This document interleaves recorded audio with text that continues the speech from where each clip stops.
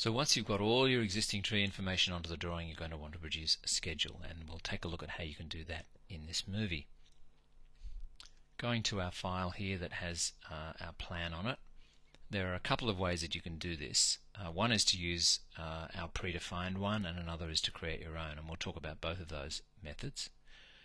The easiest way is to use one of ours, and to do that you just go up to the Tools menu, down to Records, and this Choose Schedule is new in Vectorworks 2010. Choose Schedule, and you'll see we've got a few in here. We've got a drawing list, a tree schedule, hardscapes, and so on. This is the one we want, the existing tree schedule. Place worksheet on drawing, we'll leave that checked, and then we click up here, click to select point. That means select the top left hand corner of where you want the worksheet to appear, and that's it.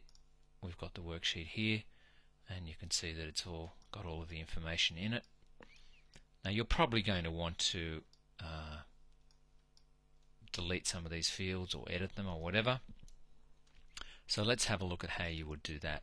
We'll start by double clicking on this, which will open the worksheet for editing, and I'll reshape the worksheet so that it fits comfortably in our window. Now in this schedule, I have actually merged all of the cells here. This is a formatting technique. I've merged all of the cells in this top row here, just so that I don't get any column lines or anything up there, and you really need to undo that merge to be able to move the columns around and do the things that I'm about to show you. So to do that, you just click in the cell up here, and then right click and choose Format Cells. Click on Alignment, and you'll see here that it's Merge Cells is checked, so just uncheck the merged cells, and you'll see now that this has come back to being one cell, and each of these is a separate cell. Alright, so the first thing we'd like to do, and make sure you do this with only one cell selected, is change the column width. Let's reduce that one a little bit. You can see that some of the names have been truncated here, so we'll drag that out and back so that we get the names appearing. This can probably be a little narrower, so you can come through and make the changes here. You might like to have the height and spread, have the origin after the height and spread, no problem. Click up in the column header here, move the cursor to the edge of the selected area, and it will change to a hand, and then simply drag this to where you want it to go, which is there, and you'll see that the origin, so you can swap these around as required. First branch height, now let's say that's a field, don't really need that field. If you don't want the field, just select the column and right click in here and choose Delete Column, and all the other columns will just shuffle along. We can make this one a little bit narrower probably.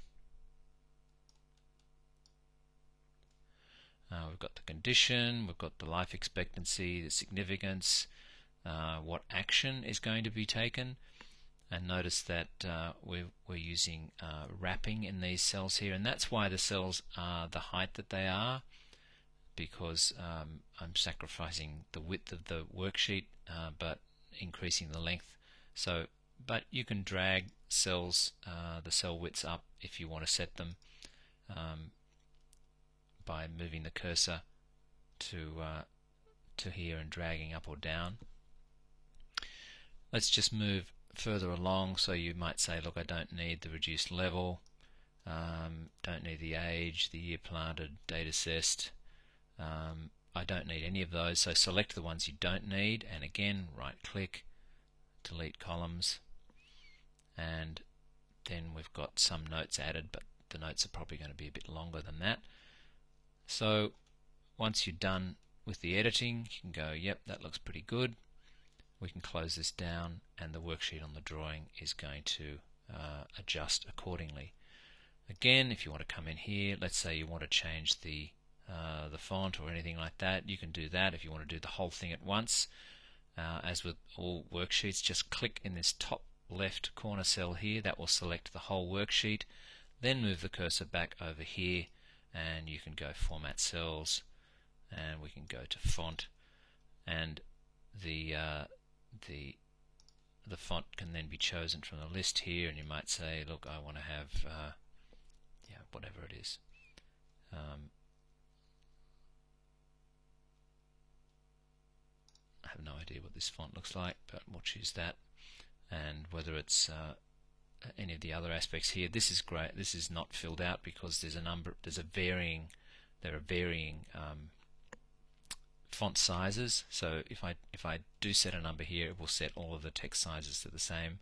So I've changed that now, and you'll see that all of the text changed, but the sizes were maintained, and so on. So you can edit this. This is the formula row here. So you can see here, as you click in each of these cells, you actually see the formula that is producing what, or is defining what appears in each column.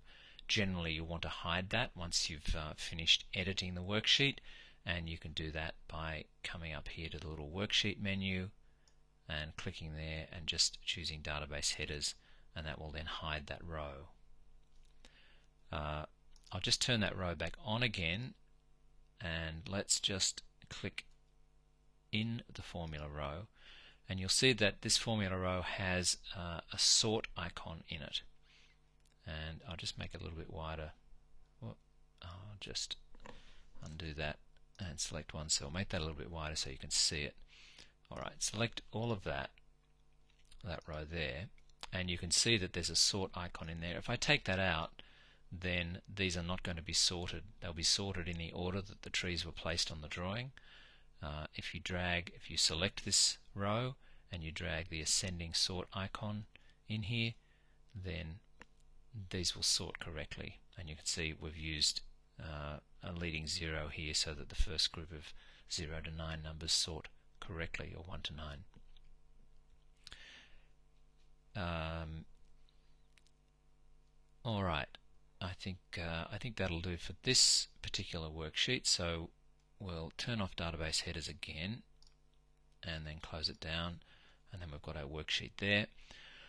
Alright, so the other way to, and by the way, this then becomes a worksheet in the drawing, OzCAD existing tree schedule. Alright, now if you want to save this the way that you have formatted it yourself for future reference, then I would suggest you change this, the name of it, and you can change the name of it here.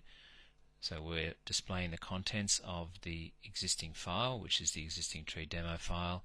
You can always do that by clicking the little home button here, and under worksheets we'll find the worksheet that we imported, right click on it, choose rename, and call this my existing tree schedule. And once you've done that, you can then right click on this, and you'll see there's an export item there. And if you export that into the default content folder, then into the file that stores these things, then it will always be there, and it will appear in the Tools menu in the Create Report list. Now, generally you will have to have, let's have a look, I'll just collapse these so that we can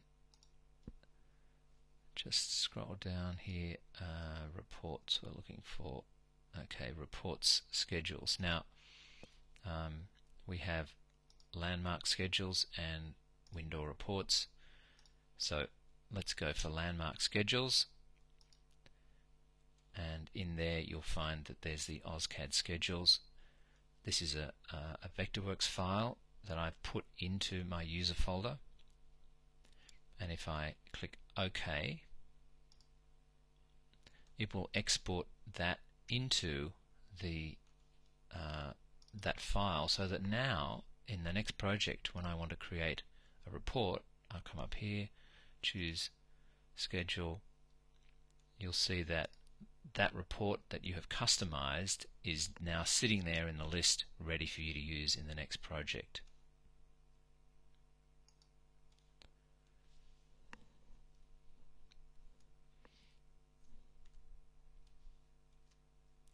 Now, I just want to explain something about that. If I go back to the Finder, or if you're on Windows, you go back to Windows Explorer, What I actually did, and that folder that the file is in is this one here. You can see the date on this, 5:59 p.m. and that's the file that we just exported that revised schedule into. Now, if you open the Vectorworks folder itself, the Vectorworks 2010 folder, you'll see a very similar setup to this, and you'll also see that the landmark schedules are there. You will need to either create your own file in this user folder to export into, or move the OSCAD schedules folder from the Vectorworks libraries defaults folder into your user folder, libraries defaults folder, and that way you'll be able to add the schedules to it.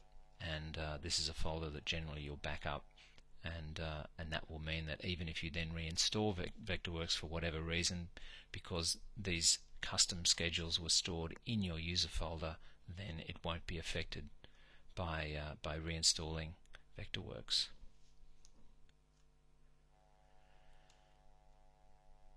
Now, the second way to create a schedule is to start from scratch using reports, create report. And with create report, you would give this my ET